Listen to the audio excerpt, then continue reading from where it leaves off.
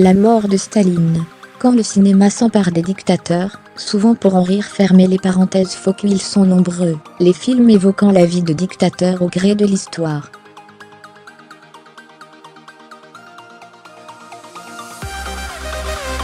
À l'occasion de la sortie de la comédie La mort de Staline, voici un florilège de ces longs métrages ayant dénoncé les régimes totalitaires, le plus souvent par le prisme de l'humour.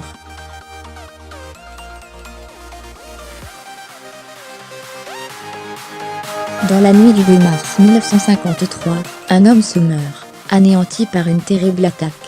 Cet homme, dictateur, tyran, tortionnaire, c'est Joseph Staline.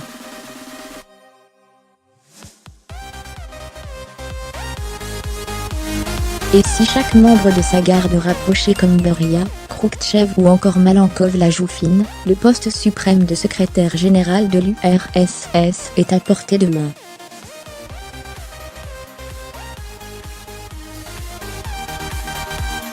Voici les prémices de La mort de Staline, une comédie désopilante adaptée du roman graphique du même nom de Fabien Nury et Thierry Robin, centrée sur cette lutte de pouvoir abjecte, et étalée sur 2 jours, des anciens subordonnés du dictateur pour lui succéder.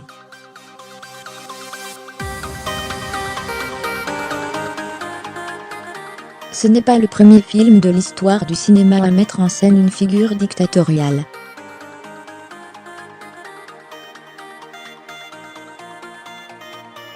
En voici quelques exemples marquants.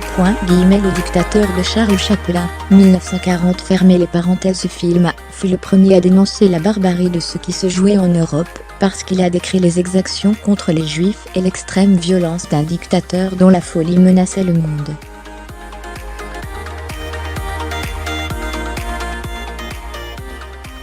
En 1940, il n'était pas très bien vu de se distinguer de la neutralité distante, qui était alors la position des États-Unis pas encore entrés en guerre.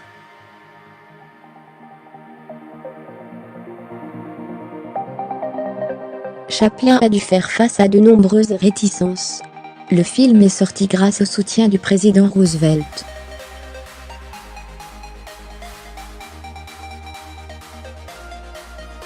C'est une œuvre engagée, où le cinéaste expose ses convictions profondément humanistes à une époque où elles étaient gravement compromises.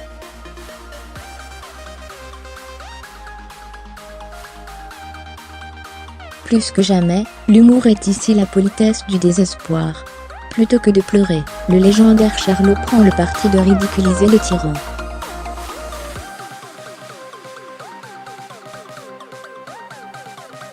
C'est ainsi qu'il parle, pour la première fois à l'écran, dans un discours final, qui a gardé toute son actualité et sa bouleversante tolérance, grandi fièrement, comme une utopie.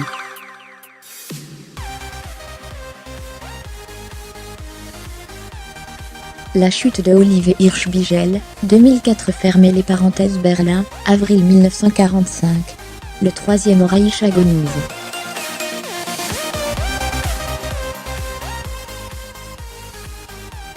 Les combats font rage dans les rues de la capitale. Hitler, accompagné de ses généraux, et de ses plus proches partisans, s'est réfugié dans son bunker, situé dans les jardins de la chancellerie.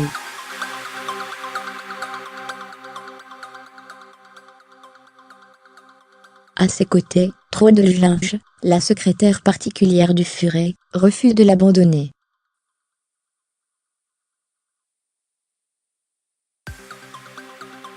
Tandis qu'à l'extérieur, la situation se dégrade. Hitler vit ses dernières heures et la chute du régime.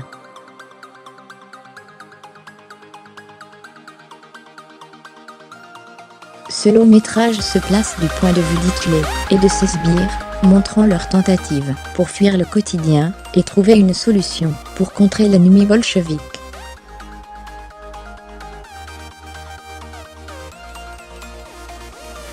On peut trouver déroutante l'humanisation du Führer, abandonné par ses anciens collaborateurs, avec ses crises de colère incontrôlables, son charisme d'orateur inépuisable, et ses larmes dues à l'humiliation de la défaite.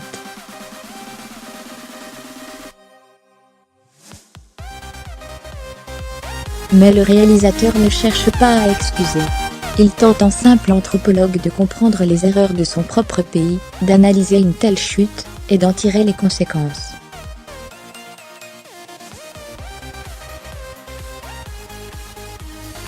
La photo glaciale et la fluidité de la mise en scène renforcent cette impression lugubre et glauque d'horreur, qui menace de sortir à chaque détour de couloir d'un bunker, lieu principal du film, capharnaüm mental de ces êtres en pleine confusion morale qui redoublent de sourires, et se saoulent d'orgies et d'alcool, pour oublier qu'ils vont mourir demain.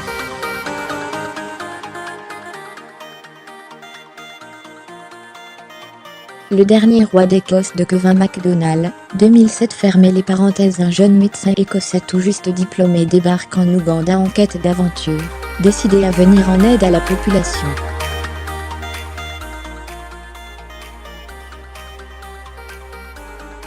Séduit par le charisme d'Amin Dada, le chef de l'État, le jeune médecin rejoint le cercle présidentiel au sein duquel il mène grand train.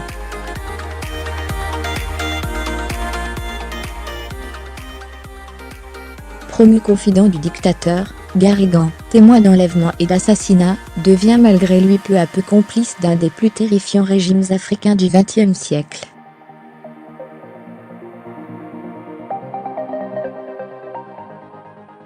Cette confrontation est nécessaire pour cerner au mieux l'identité morcelée d'un personnage authentique, Idi Amin Dada, considéré comme l'un des dictateurs les plus effrayants du siècle dernier avec Hitler, Staline et Mao.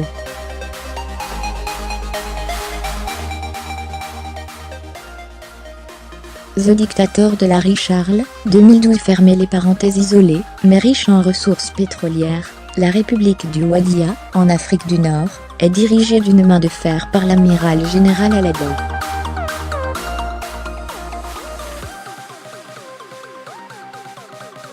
Après Bora et Bruno, qui étaient conçus comme des faux documentaires, The Dictator, qui a coûté 70 millions de dollars, peine à paraître scandaleux. C'est une comédie pop et trash superficielle, dont les conventions ne s'accordent pas, si bien que ça, avec les exubérances de Sacha Baron Cohen.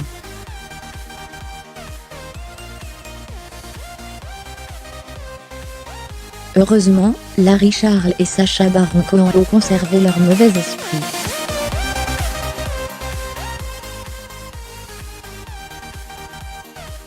Ce personnage du général Aladdin incarne l'archétype adéquat pour massacrer le politiquement correct dans une société démocratique et répressive à la fois, prendre le contre-pied des hypocrisies avec des truismes sarcastiques, fustiger le mauvais goût bling bling, vomir des insanités, orchestrer quelques gags scatosexuels, moins nombreux que d'habitude.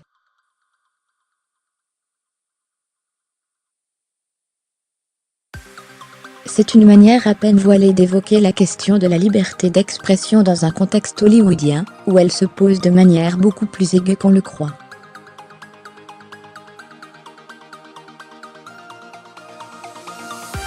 Même si elle est totalement disproportionnée, la comparaison avec le dictateur, Charlie Chaplin, 1940, paraît inévitable parce qu'à des années d'écart, les deux films partent d'événements contemporains. The Dictator fut tourné pendant les événements du printemps arabe, mais plus de 70 ans plus tard, Chaplin met Baron Cohen K.